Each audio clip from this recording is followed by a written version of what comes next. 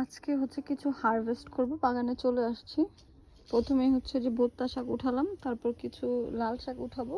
খাওয়ার আন্দাজ হয়ে গিয়েছে। বোত্তা শাক কিন্তু আমার জামাই হচ্ছে সব ফেলে দিছে।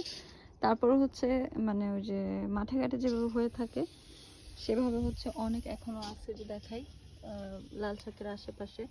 এই যে আরেকটা। আমি হচ্ছে প্রথমে কিছু বোত্তা শাক উঠিয়ে রাখবো, তারপর হচ্ছে লাল শাকগুলো উঠাবো। ধনেপাতা প্রায় উঠায় ফেলছি, ফ্রোজেন করে ফেলছি। ওই কয়টা আমি হচ্ছে কিসের জন্য রেখে দিব।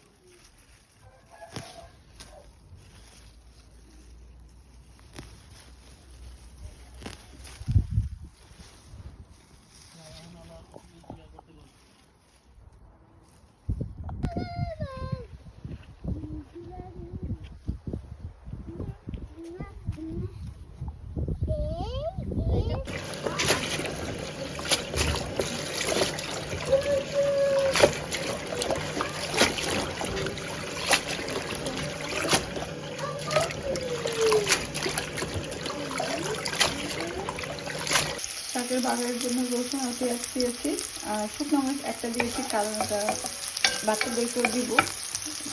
রসুনটা মরিচটা হচ্ছে মাছটা দিয়ে ভাঙিয়ে নেই, আবার যদি ঝালটা বের হয়ে যায়।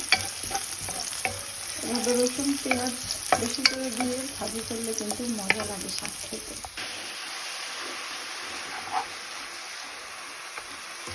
শাকগুলো দিয়ে দিয়েছি, কতগুলো শাক, এখন একটুখানি হয়ে যাবে। লবণ দিইনি এখানে, না একটু পর লবণ দিব, কিন্তু লবণ দিয়ে দিতে মতো।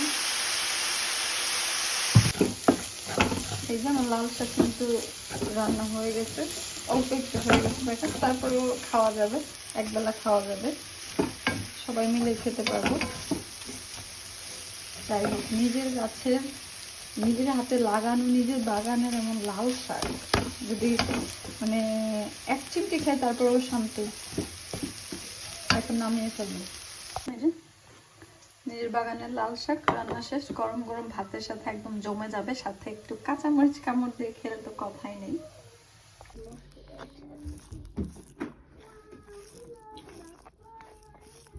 Thank you for buying a t-shirt and put it on my mic.